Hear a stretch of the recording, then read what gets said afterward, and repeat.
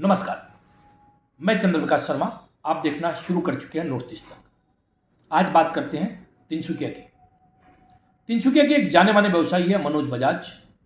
Manoj Bajaj chamber के अध्यक्ष रह चुके हैं, विभिन्न संगठन संस्थाओं से जुड़े हुए हैं, अच्छे सामाजिक कार्यकर्ता हैं, संघ के साथ भी जुड़े हैं, बड़े पदाधिकारी है स्थानीय स्तर पर। मनोज बजाज पर एक अखबार की रिपोर्ट में आरोप लगाए गए हैं, कुछ संगठनों के नाम का भी उल्लेख किया गया है कि मनोज अपने रसूख का इस्तेमाल करके स्थानीय विधायक और मंत्री पर दबाव डालकर ठेके लेते हैं और वो जो ठेके लेते हैं उसके कारण स्थानीय जो ठेकेदार है उनका हक मारा जाता है।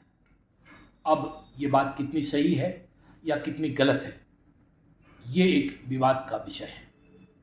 सबसे बड़ी बात यह है कि मनोज के नज़दीकी सूत्रों से जब बातचीत की तो जो बात सामने आई वो बात है कि भाजपा के अंदरूनी कलह के चलते कुछ लोग मनोज को टारगेट कर रहे हैं।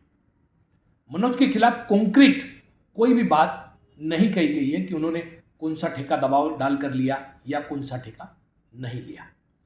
एक भेग स्टोरी जो है वो बनाई गई है, प्रेषित की गई है और उस स्टोरी में कहा गया है कि मनोज जो है वो दबाव डालते हैं।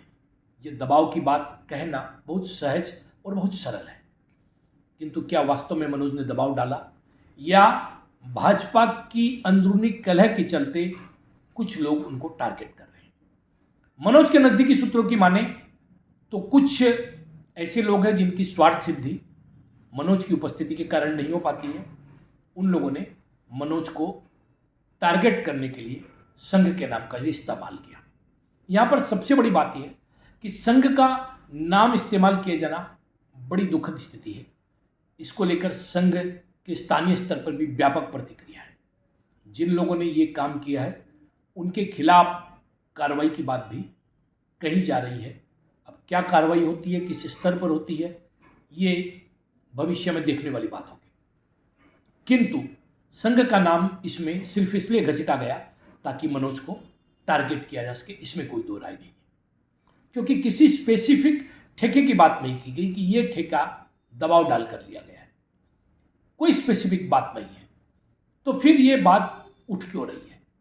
अगर इस पर जाएं तो कहीं ना कहीं पुनः उस मानसिकता को सामने लाने की चेष्टा की गई है जिसमें ओखोमिया और ओना ओखोमिया की बात की गई है। दुख की बात यह है कि असम में वर्षों से रह रहे किसी व्यक्ति को आप आरोप लगा सकते हैं, आपके पास सबूत है, आप प्रस्तुत कर सकते हैं, इसके अलावा कानून व्यवस्था है, आप उसका सहारा ले सकते हैं। किंतु जब किसी भी कारण से आपकी स्वार्थ सिद्धि नहीं हो रही है या अन्य कोई भी कारण है, उसके लिए उस व्यक्ति को आप जातिगत रूप से टारगेट करते हैं या उस पूरी जाति को टारगेट करते हैं, यह बात कतई उचित नहीं है।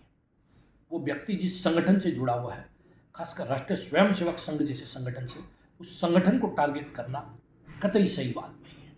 राष्ट्रीय स्वयंसेवक संघ की अपनी एक प्रणाली है।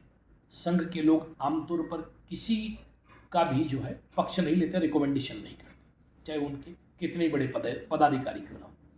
जहाँ तक व्यवसाय की बात है, व्यवसाय करते हैं, संघ से जुड़े लोग भी जो है वो व्यवसाय करते हैं, किंतु व्यवसाय करना तो कतई कोई गलत बात नहीं है।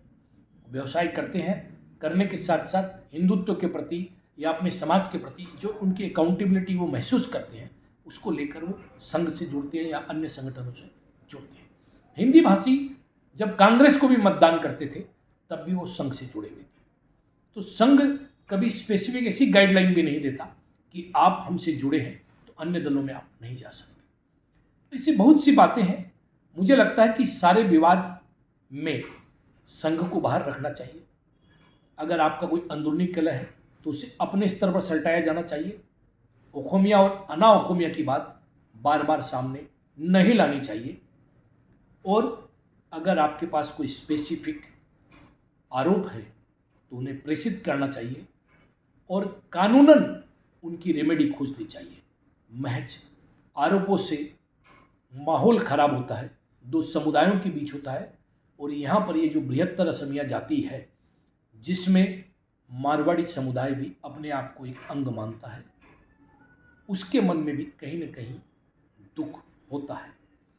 इसलिए किसी भी व्यक्ति के लिए पूरे समुदाय को ओखोमिया अनाओखोमिया में बांटने की कोशिश नहीं होनी चाहिए।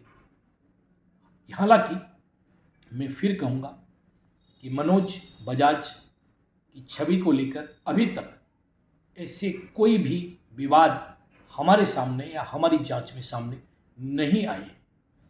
मनोज बजाज की जो रेपुटेशन है वो इम्पेकेबल रेपुटेशन है। ये जो रिपोर्ट आई है इसमें भी कुछ स्पेसिफिक चीज़ें सामने नहीं आई हैं। इस प्रकार की चीज़ों से बचना चाहिए ताकि समाज में वैमनस्यता नहीं फैले। नमस्कार, देखते रहे नॉर्थ ईस्ट तक, सब्सक्राइब करना नहीं भूलें। वंदे मातरम, जय अयोध्या, भारत माता की जय।